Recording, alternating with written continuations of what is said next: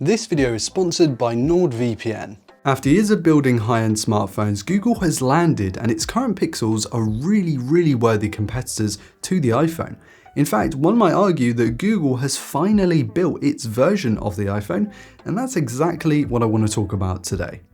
Hey guys, I'm Ryan Thomas, and as much as you'll hear online about the current Pixel phones falling short of Samsung and OnePlus in surface level specs and raw performance, what Google has sneakily done is move its focus from those specs to the user experience. Those of you who remember the Nexus line vividly will have witnessed the stark shift in messaging from that to Google's current devices. Right now, the Pixel is more like an iPhone than any other model, and more on that after a quick word from today's sponsor. One of the most convenient and handy inventions of the last few years is certainly a VPN, and that's where this video's sponsor NordVPN comes in. Not only does this service help you browse anonymously, tunneling your network traffic through another region which helps secure your connection, but it's also just really handy for watching programs, movies and sports that you just wouldn't get in your home version of Netflix, for example. Or if, like me, you're a die-hard Premier League fanatic and you go on holiday, being able to log into your streaming services just as you normally would without a fuss is brilliant, and NordVPN allows you to do that. It works on Mac, Windows, iOS and our beloved Android. It's easy to install and get set up. If you go to nordvpn.com/androidpolice, you'll get up to 77% off a 2-year plan and 4 months extra for free. So check that link out in the video description, and a big thanks to NordVPN for sponsoring today's content. Google's benchmark scores are not good, and the Tensor G5 is not a well-received chip because of this, and if you read any stress test comparisons or even the spec sheets themselves, you'll immediately have concerns about long-term performance and perhaps even anxiety about whether your $1,000 phone will be able to handle your doom scrolling for 4 hours a day. But the reality is that those numbers really don't tell the full story. When you go to use a phone like the Pixel 10 Pro XL or even last year's Pixel 9 Pro, you come to realize that all of this online debate, people shouting about how bad the numbers are, none of it really matters, not in the real world anyway, for most people, including the likes of myself. I consider myself an enthusiast, and I could happily use a Pixel 9 Pro or even Pixel 8 Pro with no real problems. There is more than enough power to keep the phone feeling fresh and fast for a good while now. I mean, what's the most I'm realistically going to do with my phone? Play Golf Battle, maybe some bi-codec Project Off-Road or Drift games, because those are some of my favorites, once a week. I'm not playing those daily. Largely, I spend my 3 or so hours of screen time per day in WhatsApp, Messenger, and Discord. Oh, and Googling things. I Google things an awful lot.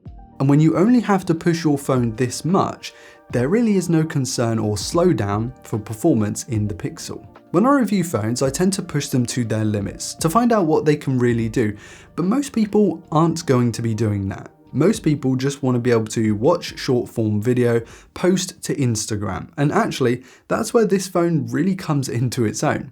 We know the Google Pixel line has been renowned for its excellent cameras thanks in large part to Google's computational photography, its ability to really squeeze the absolute best out of any hardware it runs on. And whilst the Pixel 10 Pro is not exactly an example of the phone with the largest sensors or the most cutting edge technology inside it, its main 1X is actually a pretty decent size, and it mixed with said photography processing pipeline results in images that look fantastic compared to the Galaxy and OnePlus photos these days. And crucially, I believe the Pixel 10 Pro XL's camera are by and large better than what Apple stuffs into its iPhone. And that is a big deal because for many people in North America, the iPhone is the benchmark. And the fact the Pixel can go and beat it stands it in really good stead in the land of Apple. Particularly, there are 2 areas that the Pixel stands out here, video and zoom. To touch on the latter, the 100 times ProRes zoom, albeit awfully named I must say, absolutely demolishes the iPhone's 40 times crop cap in every conceivable way. Once you go above 30 times and enable that AI model, some of the long-range images this phone can produce are just uncanny. And of course, because it is AI, it's not real. There is an image generated by a blurry prompt that you're feeding the machine. So there are moralistic and authenticity questions to be asked for sure, but the ability cannot be questioned. Whereas in video, whilst Apple makes probably the very best professional video camera in a smartphone with its ProRes and ProRes Log, Google's more consumer-focused 8K video boost, for me, is the best video in a smartphone. It is fantastic. It doesn't just upscale the footage to a higher resolution, it sorts dynamic range, it sorts stabilization, and sure, the video boost does take a while to process in the cloud, and it does require an internet connection for that, but I think what it spits out is outstanding footage and well worth sending up into the cloud. It's available on all 3 lenses on the back of here too, so it's also very versatile. The Google Pixel 10 Pro XL is the benchmark for smartphone cameras in North America, and that means something. The smartphone camera has become far and away the most popular way to take photos and videos these days, and what better position to be in than to literally make the best one? But where Google has taken Apple's idea, scrunched it up, stamped on it, and somehow levitated like a deity, okay, that might be a little bit dramatic, but let me explain. Apple's iOS used to be the gold standard for smartphone software. Clean, fast, briskly updated, reliable. These days though, that might not entirely be the case. iOS has been lacking in many areas, including of course the uptick in AI adoption across the industry. And I've personally run into more software bugs with iOS in recent years than I have in Android, and I run a lot more Android phones than I do iPhones.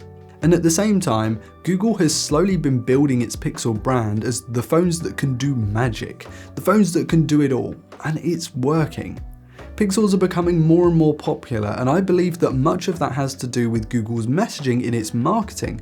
The idea that if you want a phone that is reliable, fast, feature-rich, you would go and just buy a Pixel.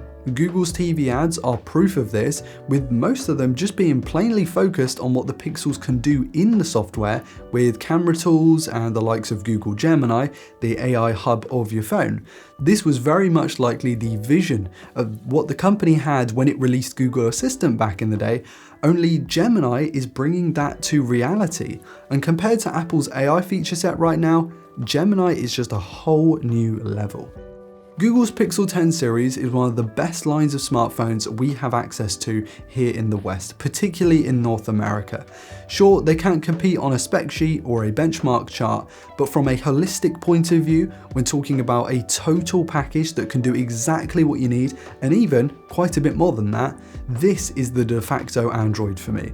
Google has finally made its iPhone, and it is excellent. Guys, I've wanted to make this video since the Pixel 10 series came out, but unfortunately sharing devices around with my colleagues, it just wasn't possible at the time.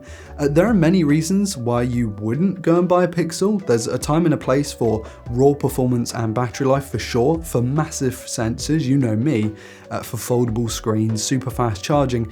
But I think for the majority of people living in the West, in North America, Western Europe, the Google Pixel really is that phone. It's better than the iPhone. I'd love to hear what you think about the Google Pixel, so let me know in the comments, and whilst you're down there, be sure to like if you enjoyed today's content and subscribe to never miss another upload. Thank you all so much for watching. I've been Ryan Thomas, and I will catch you later. Cheers.